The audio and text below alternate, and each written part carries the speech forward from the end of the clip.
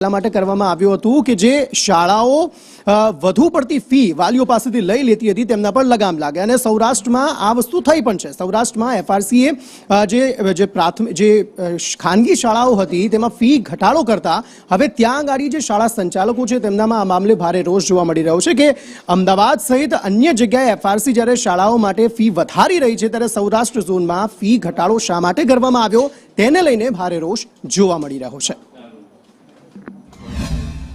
જે માપદંડ છે એ પ્રોપર નથી।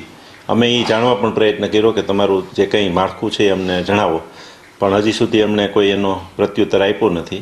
અમારી રજૂઆત એ છે કે નિયમન કરો, નિયંત્રિત ના કરો, કારણ કે 70 થી 80 જે એમને ઓર્ડર કર્યા છે એમાંથી મોસ્ટ ઓફ 20-25ની ફરિયાદ છે કે અમારી ફી ઘટી છે, એટલે આગળના જે ઓર્ડર છે એ ખરેખર જોઈએ તો ઇલીગલ ગણાય, બરાબર।